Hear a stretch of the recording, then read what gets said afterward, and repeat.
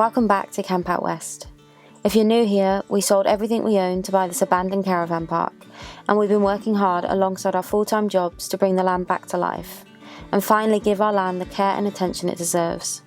Removing decades of rubbish and following our dream to self-build our own home and open our own campsite. We hope you enjoy watching our journey unfold. Welcome back. We're excited to be back on the cabin build today. So the last thing we shared of the cabin build was us closing in the tops of the walls and in between the trusses. And once we shared that video and started going through everyone's comments, we quickly realized the big mistake that we'd made. So I thought blocking in the ends of the trusses was going to be the best thing to do to stop all the warm air getting out and keep the drafts out. But actually what we should have done is left it open, because we need an air gap above our insulation to take out all the warm, moist air. So thanks to everyone that's shared their knowledge in the comments, and thanks to Andy Moore for giving me his number. Andy's a builder from up in Northamptonshire, and he was happy to talk me through like why we'd done it wrong and the reasons for what would happen if we didn't correct it. And ultimately, because we would have been trapping in warm, moist air, we might have problems in the future with damp and mold. So really happy that Andy let me give him a call, and for everyone else for letting us know what we've done wrong. So today's job is we're going to be undoing the last job. So I'll be ripping out all those nails and taking out all that blocking. So I better crack on.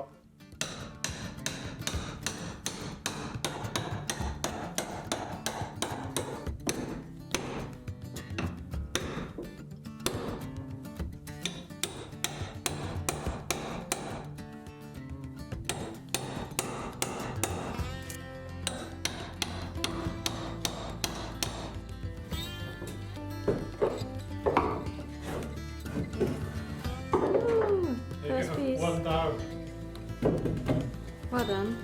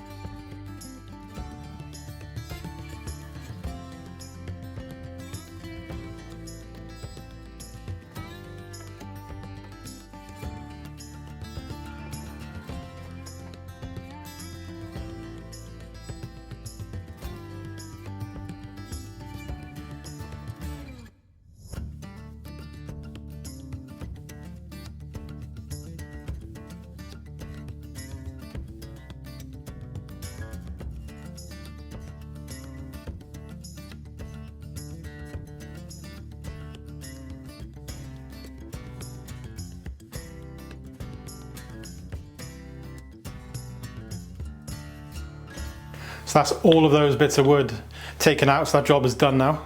Took a fair amount of time to get all those nails out. So for all the cabin framing, we've been using ring shank nails, which are essentially ribbed nails, which give a really good grip when you're nailing things together. But it means when you're trying to pull them out, which I guess you're not really supposed to, makes it a bit of a mission. The tool I used to get all those nails out was this pry bar. It's basically a mini little pry bar, but what's cool with it is it's got this little cutter on the side. So if you've hammered in your nails, a bit too far and they're below the surface, you can actually use that, don't know if it'll focus on it, to actually hammer down, and it leaves like a little cookie cutter around the side, so then you can use whichever one of the pry bar sides to actually pry out the nail. But when we fitted our window the other day, our friends Johnny and Demi came down, and Johnny had one of these in a tool bag and said, "You need one." So I went and got one, and then it turns out I really needed it. We just finished taking the blocking out of the roof, so now the roof is properly ventilated. And this has just arrived. This is something that we've bought. It's called a K-Air mechanical air ventilation system. So this is really cool. This is going to be going on the wall in the living space. And this essentially takes stale air from inside the cabin, takes it through a heat exchanger in the middle, and then sends it out to the outside. And then it also brings in fresh air through the heat exchanger and into the cabin. So this gives us fresh air inside without losing any of the heat from the air inside. So we've had quite a few questions asking about ventilation for the cabin. Because we're building this cabin to the residential caravan spec, or park home spec, because that's what our planning permission allows, we've had to have this, which is a mechanical form of air ventilation. We're going to be having an extractor fan in the bathroom, but we've also had to have passive forms of ventilation. So all of our windows have been fitted with sort of trickle vents. So that means there's always airflow going to be in the cabin. So now that we're done with that, we're going to head outside. I've got one more job to do on the windows since the sun's come out, so we're going to head on and do that now. After some unexpected hot weather, the heat has caused the edges of our windowsill seal to melt and curl up. So I ordered an extra roll of our waterproof tape to add on top to stop this happening and give the window its final watertight seal before adding on the cladding.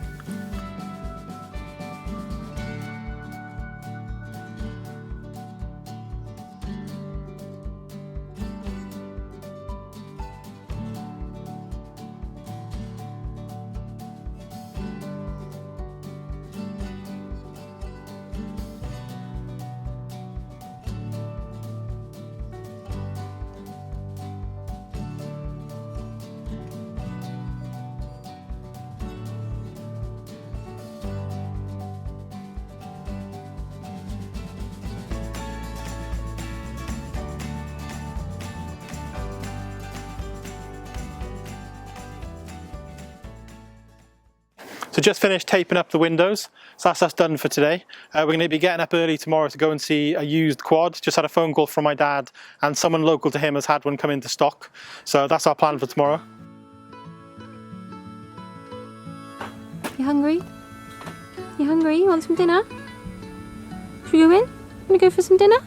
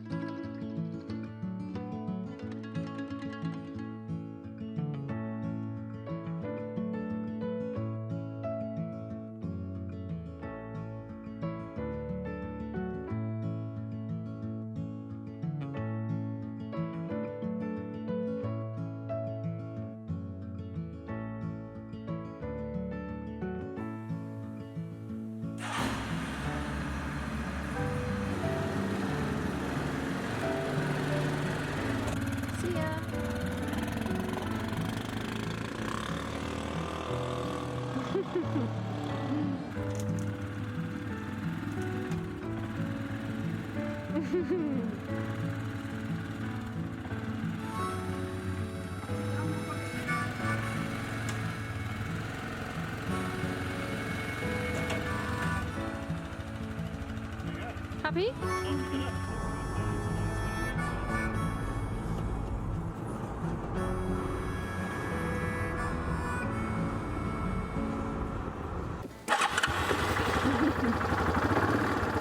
So doing, like, put it. You have to be slow, right?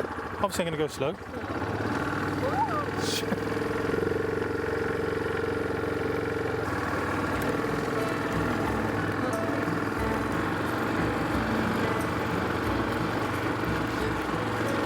Right. That's it.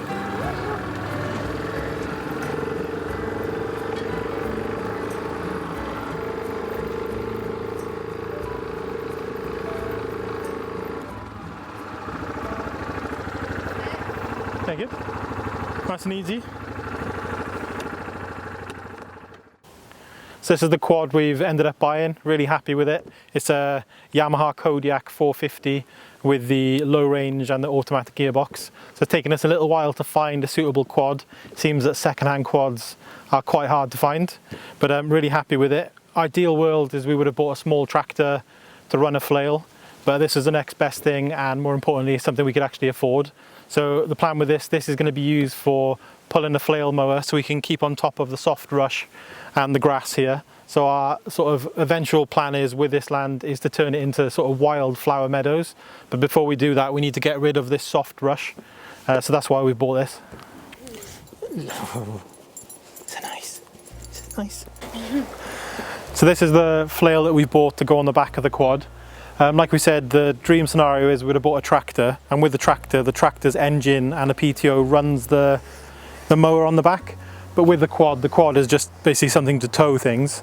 So the mower part actually has to have its own engine. So we managed to buy this from one of our neighbours, someone locally, for only £500. Something like this typically costs between 2,000 to 4,000 new. But it's been sat up for about 4 years and it actually doesn't currently work.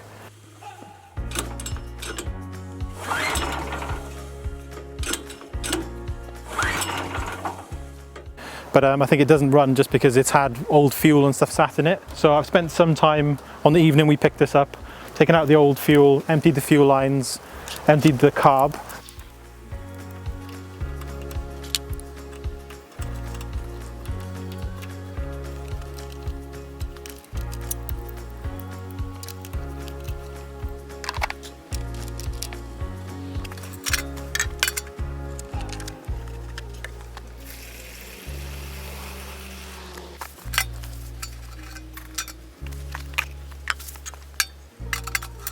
And I have managed to get it to run, but it would only run for a couple of minutes before bogging out.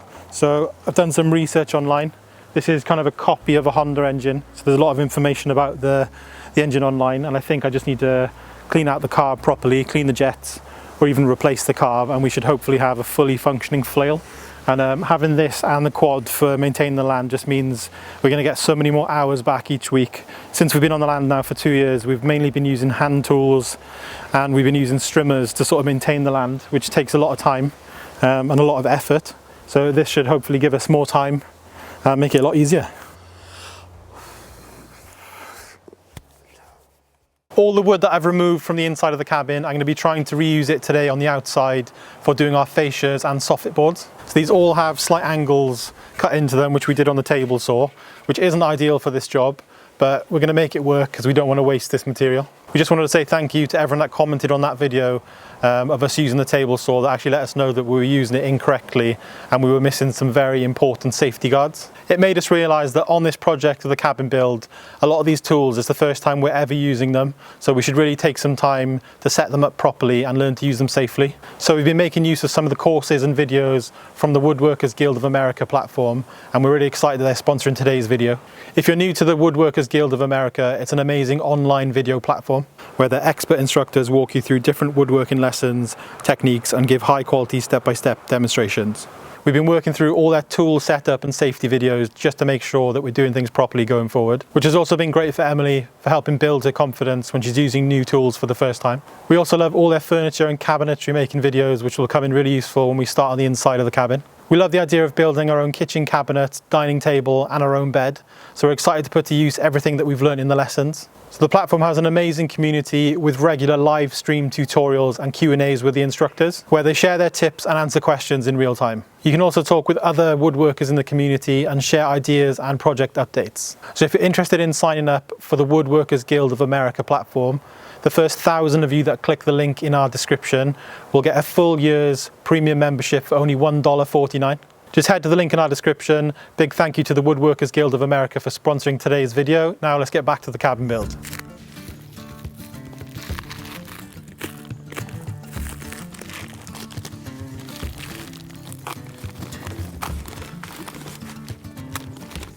So these are our fascia boards. We decided to go with PVC black fascia boards. The whole theme for this cabin pretty much is black on black on black. You've seen our black window frames. The plan is the cladding is going to be black now as well. We did think about going for wood and then a painted finish, but we saw these, think they look really nice, and these should be a lot easier to maintain. So just getting them out now to check on them, make sure there's no damage, but also to take the measurement of the inside now, and then that's going to be the next thing we do. We're going to be kind of altering the ends of the trusses to suit the dimensions of this.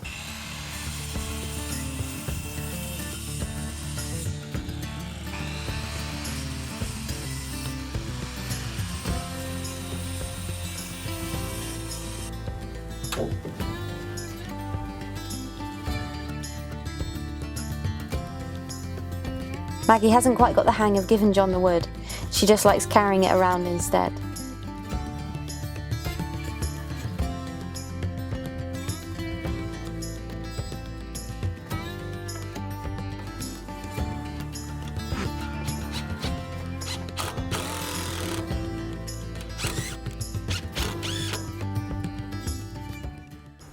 So this is what we're doing to the ends of the trusses.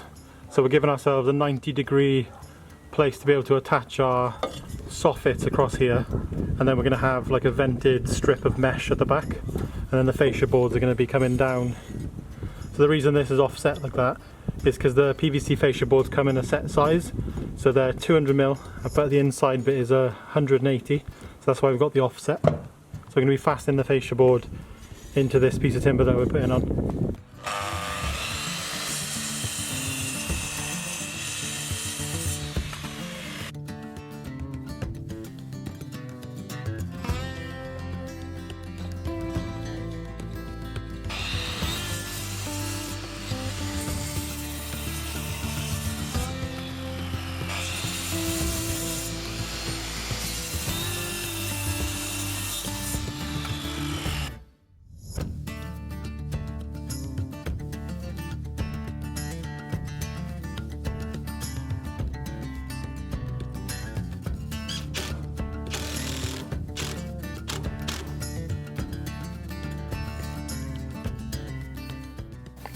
This is what I've been doing to the trusses.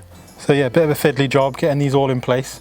But the good thing is this has been an opportunity to kind of correct any of the issues that the ends of the trusses might have from when we cut them. But yeah, it looks quite good. We set up the scaffolding so we could reach the end of the roof to add the last bits of support for the soffits and the fascias.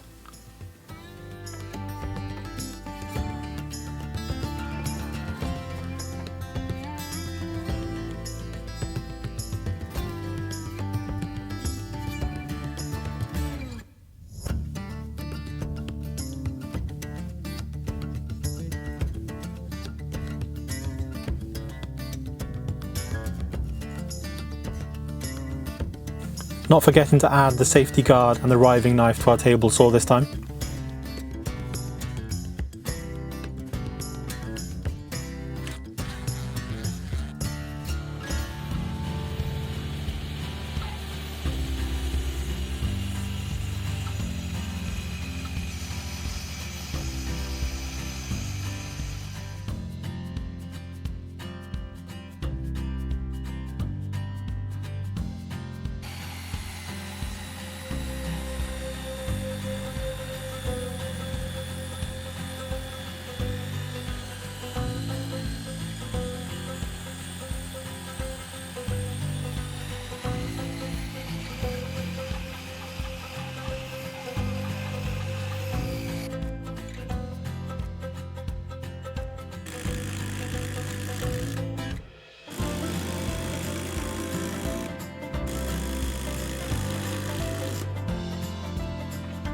And the last job was just painting anything that might be visible black.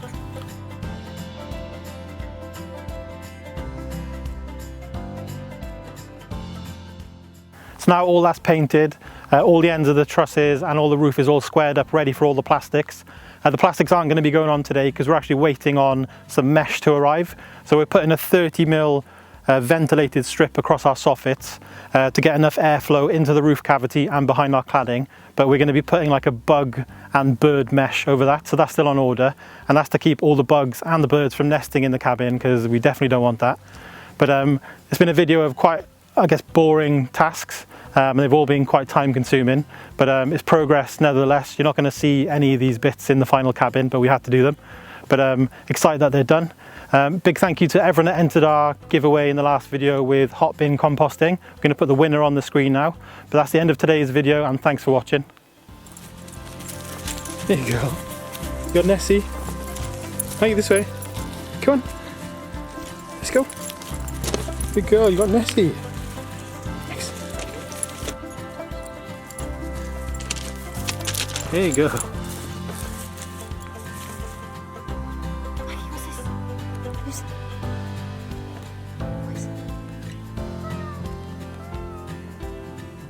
You hungry? You hungry? You want dinner? You hungry?